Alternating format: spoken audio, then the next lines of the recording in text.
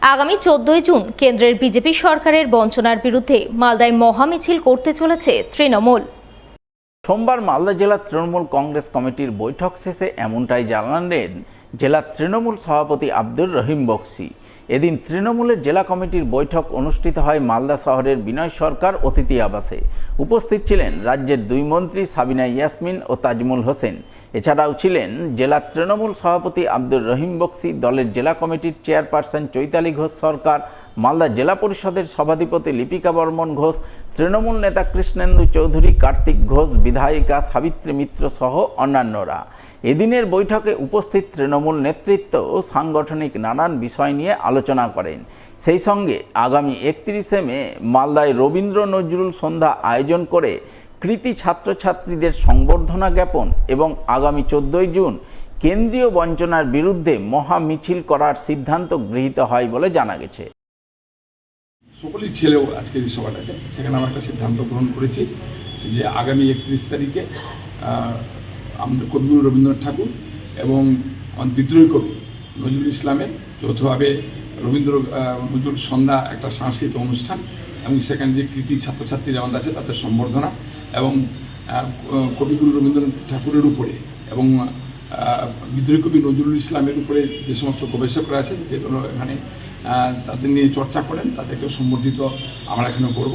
এবং আগামী 14 জুন তারিখে সমস্ত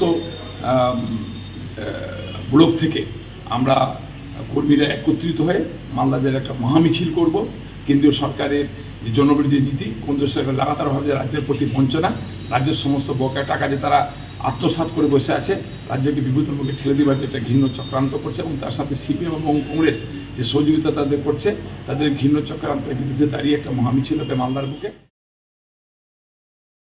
টেকনিক্যাল সমস্যার কারণে পরীক্ষার অ্যাডমিট না মেলায় পরীক্ষার বসা অনিশ্চিত হয়ে পড়েছে মালদার গনিখান চৌধুরী ইনস্টিটিউট অব টেকনোলজির 37 জন পড়ুয়ার। তাই উদ্ভূত সমস্যার সমাধান করে অ্যাডমিট প্রদানের আবেদন জানিয়ে সোমবার জেলা শাসকের দপ্তরের সামনে অবস্থান বিক্ষোভ করলেন অ্যাডমিট না পাওয়া 37 জন পড়ুয়া। অবস্থান বিক্ষোভে সামিল গনিখান চৌধুরী ইনস্টিটিউট অব টেকনোলজির পড়ুয়াদের দাবি, আগামীকাল থেকে তাদের পরীক্ষা শুরু হতে চলেছে। তারা 37 জন পড়ুয়া এখনও পরীক্ষার বসার অ্যাডমিট পাননি। এ বিষয়ে কলেজ কর্তৃপক্ষের সঙ্গে যোগাযোগ করা হলে তারা টেকনিক্যাল সমস্যার দোহাই দিয়ে এড়িয়ে যাওয়ার চেষ্টা করছেন, ফলে তাদের পরীক্ষায় বসা অনিশ্চিত হয়ে পড়েছে। এই পরিস্থিতিতে তারা জেলা শাসকের শরণাপন্ন হয়েছেন। অ্যাডমিট প্রদানের ব্যাপারে জেলা শাসকের হস্তক্ষেপ দাবি করছেন, যাতে তারা অ্যাডমিট পেয়ে পরীক্ষায় বসতে পারেন।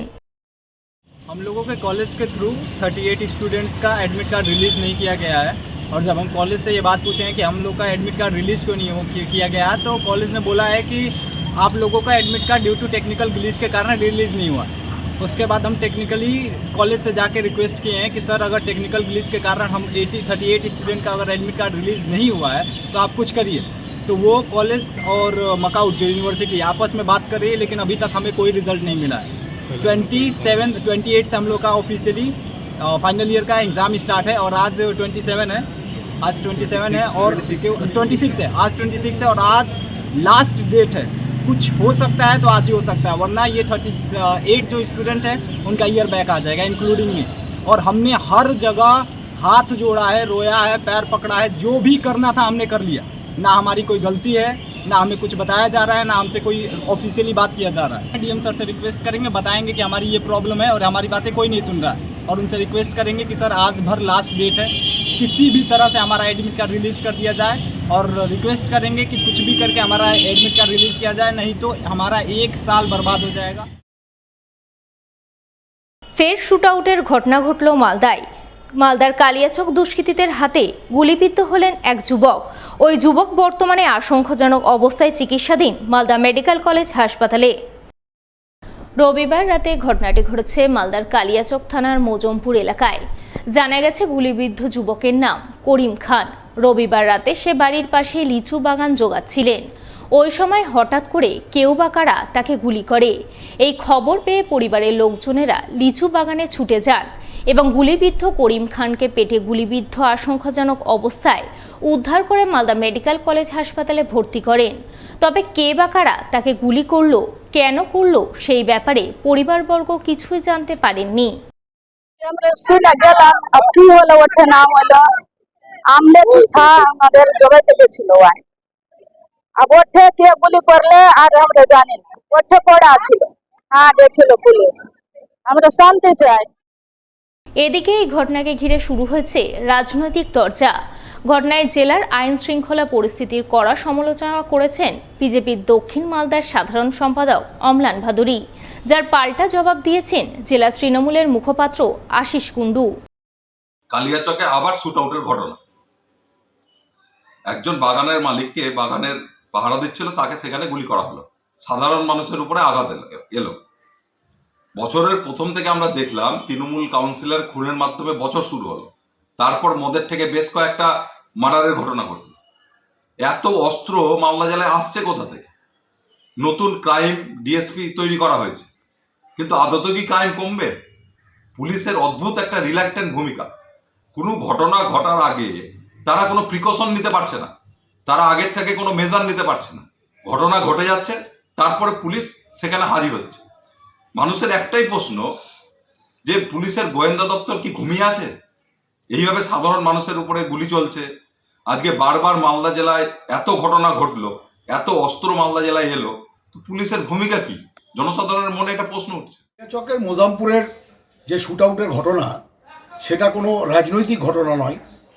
তৎসত্ত্বেও সারা বাংলার সাথে সাথে মালদা জেলার পুলিশ অত্যন্ত তৎপর বলে যারাই গোটা জেলা বা বাংলাতে ক্রাইম সংগঠিত করছে তারা অ্যারেস্টেড হচ্ছে এবং পেনালাইজড হচ্ছে according to the law of the Indian penal code.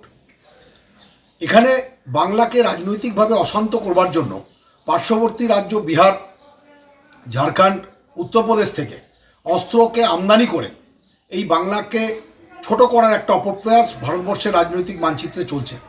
ভারতবর্ষের প্রধানমন্ত্রী এবং স্বরাষ্ট্রমন্ত্রী গত বিধানসভা নির্বাচনে 10 বার করে যাতায়াত করেও বাংলার মানুষ যখন তাদের মুখে ঝামা ঘষে ফেরত পাঠিয়েছে, তারা আবার স্বপ্ন দেখছে এই বাংলাকে দখল করার।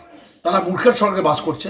বাংলার মানুষ প্রমাণ করেছে কন্যাশ্রীর পক্ষে বাংলার মানুষ রয়েছে, রূপশ্রীর পক্ষে রয়েছে বাংলার মানুষ মমতা বন্দ্যোপাধ্যায়ের নেতৃত্বে। এখানে এই সম্প্রীতির বাংলায় রূপান্তরিত হয়ে যেটা আছে সেটাই থাকবে। বিজেপির যে চক্রান্ত, সাম্প্রদায়িক হানাহানির মাধ্যমে বাংলাকে অশান্ত করার চক্রান্তের মুখে আবার বাংলার মানুষ ঝামা করবে।